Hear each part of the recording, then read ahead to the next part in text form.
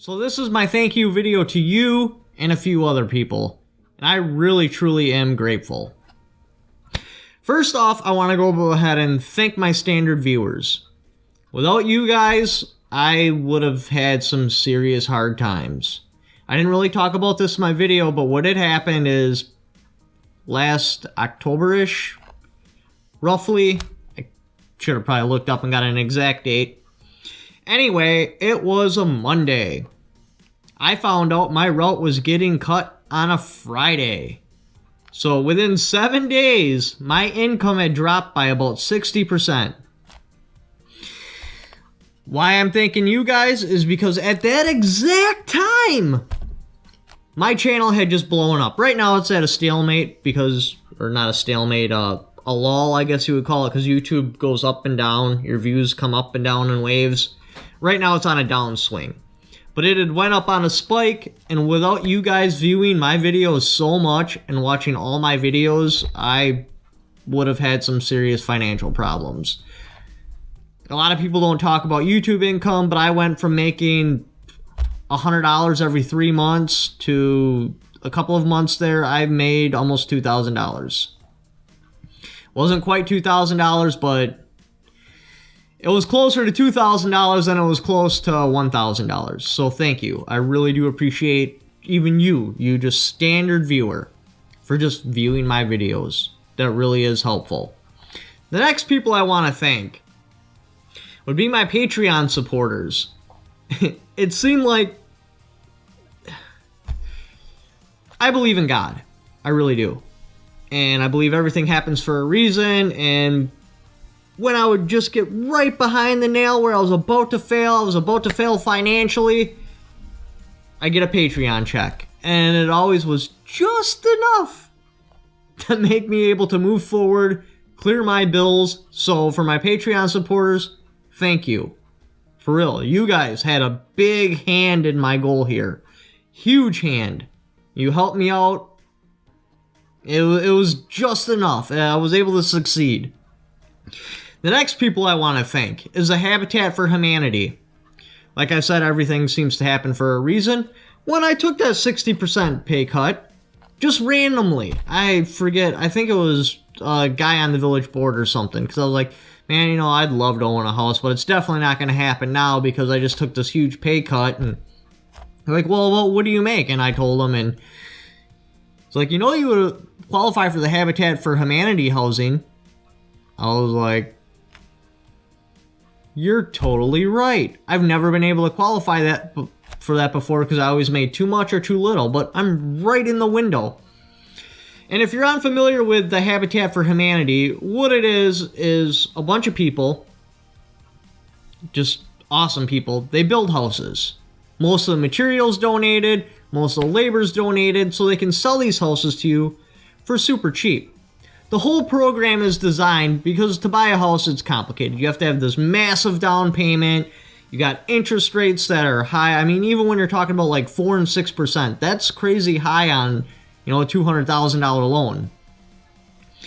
Then you got to have stellar credit. I mean, at that time, my credit was somewhere in the 700s, and I still didn't have good enough credit to get a decent interest rate, plus get a house without having this massive down payment. So basically, a house just was out of my reach. So anyway, they work with you. Your down payment, locally here anyway, is $1,000. The rest of it's done in sweat equity. What you have to do is work for the program. You do work, and that's where your down payment comes from. Then they sell you the house. I don't know if I'm actually allowed to talk numbers or not. Because I was supposed to talk to them before I made a video, but I'm not making this video for them. I'm making it to thank you, the viewers. The fair market value on the house, and plus what I had to insure the house for, like the insurance company is like, okay, this is what we would have to spend to rebuild the house, so this is what we need to insure it for. I'm getting it for like 50% of what it's worth. So that's just amazing. So that makes it super affordable. And the crazy thing is, a lot of people don't participate in this program. I mean, people do, but they think it's like Jimmy Carter out there just giving away free housing, and that's not what it is. They're actually selling you a house. You have to be in a position to buy a house to participate in the program. And most are people that apply for it, they really think that they're just giving away free houses. Now, if you're from the Habitat for Humanity and you're watching this, don't try to go on a witch hunt and figure out who told me this. It took me like 2 seconds scrolling through your Facebook page to realize that's exactly what was happening. Comment after comment was like, please, can we get this house? We're getting evicted in 30 days. We lost our job. And just everyone thinks it's some sort of house giveaway, and that's not what it is. So if you're actually in a position to buy a house, like you need a house, you have a family, whatever, and you make smaller incomes, I would definitely apply for the program because you'll be a shoo-in. If you go in there with the mentality like, I'm here to buy a house, I'm not getting a house for free, I'm not getting any kind of handouts, you will make it through the program. And actual qualified candidates that come through the program are very slim. So you'll be able to get into a house pretty quickly. You can actually talk with the people in your town to see how quickly it would happen, what houses are available, etc., etc. Like, the ideal how the program's supposed to go down is you're supposed to go in, want to get a house, and then they build the house with you. There's so few of qualified candidates, in my area anyway, they already had houses built that they were just trying to find families for, because like our mortgages and stuff pay for building the next house and then the next house. So the bigger the program is, the more people that they can build houses for, the faster they can build houses, the more people they can help. It's basically what this country would be like if there was no sort of socialism at all in power and all the free handouts were taken away. Now, I'm not trying to belittle you if you're getting food stamps. There's nothing wrong with the program, and because it's available, you need to take advantage of it. But if that program didn't exist at all, there would be enough donations, like food pantries and stuff like that, to where the program would just be not necessary. But because that program exists, and again, if you're on it, I'm not belittling you. Like, because that program exists, if you qualify, you need to take advantage of it. But if that program didn't exist at all, and you're not going to change anything by getting you or your neighbor off of the program, so what's the point? The point is, if it didn't exist at all because of food pantries and stuff, we would be good. There was a point in Minnesota, because my boss had inflated my paycheck drastically by putting down that I wanted to claim, it was like 4.75 people. So then when I had figured out the problem and I had corrected the problem, I was literally getting $20 every 2 weeks. That's not an exaggeration. After my bills were paid, there was a $20 bill left over, which was just enough to gas my car to keep working, which sparked this whole thing why I came here, eventually made a YouTube channel, blah, blah, blah, blah. Here's another video that I explain it a little bit more in depth if you'd like to check it out. But anyway, I went to the food pantry in Minnesota where I lived at the time, and there was so few people that went there, a lot of that food just got thrown away. Like, people just don't take advantage of the handouts. And if food stamps didn't exist, the cost of food would go down because there wouldn't be government money to be spent on food, so they'd have to make the pricing more appealable, so you're more likely to buy it, which would make the store people buy more quantity because the food would be cheaper, more food would go to the food pantry, etc., etc., etc. I'm not an expert in economics or something, but the problem is so obvious it's easy to see. Anyway, I'm got way sidetracked. So anyway, this program, Habitat for Humanity, is out there, and you can take advantage of it. If you are in a position where you could buy a house right now, I strongly recommend. Obviously, if you make a lot of money, you're not going to qualify, or if you don't have a job, you're not going to qualify, but if you're in a position, you should definitely check them out. See if they can help you out.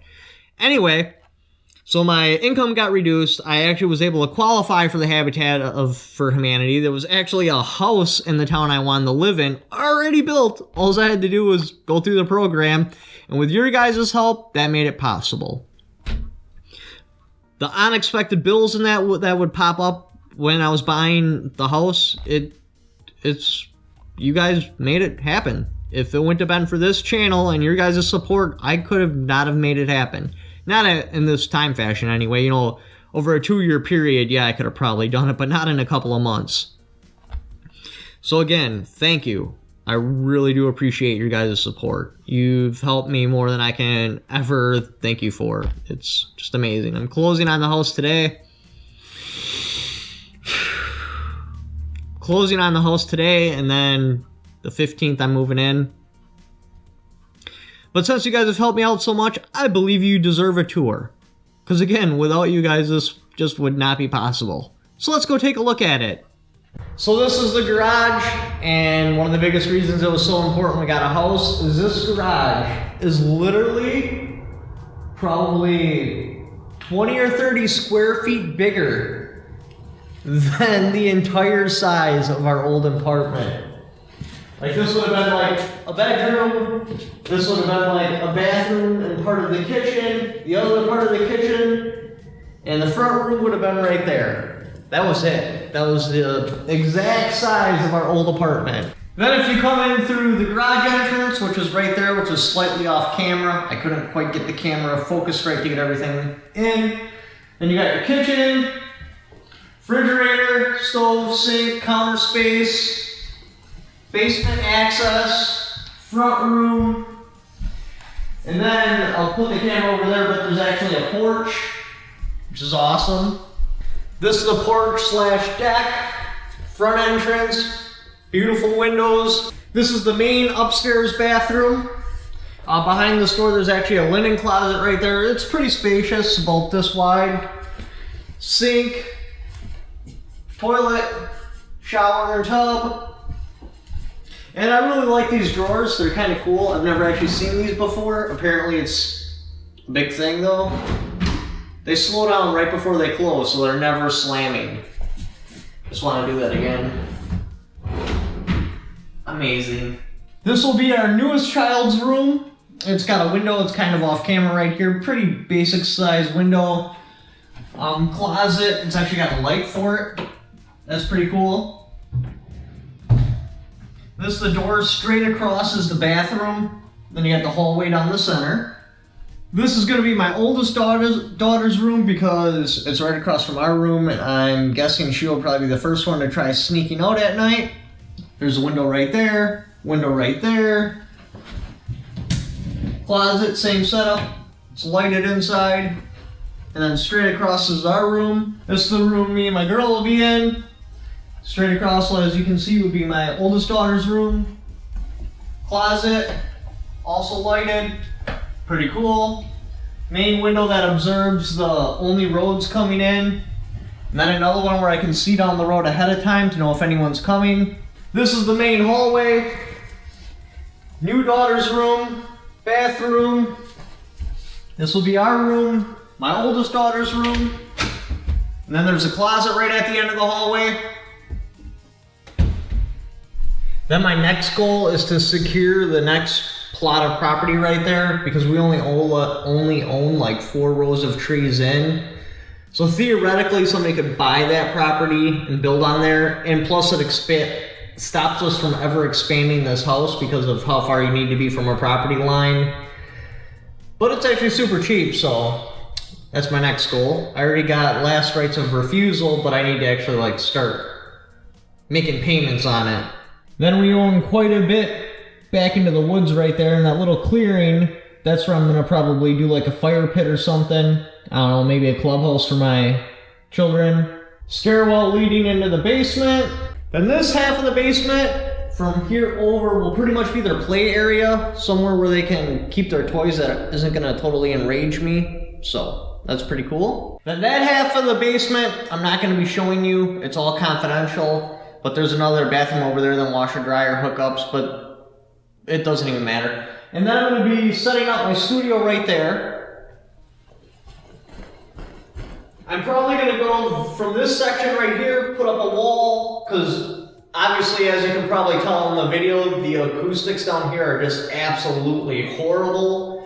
So I gotta be able to section that off, and then I'll do my reloading videos and stuff like that I'll be putting up on Gun Streamer, all my live streams down here. I'll still do a huge portion of my videos in the actual gun shop, And I gotta figure out a way to make it so I can either manually shut off the furnace before I shoot a video, or somehow build like a retainer wall so it doesn't make any noise in my live streams or videos.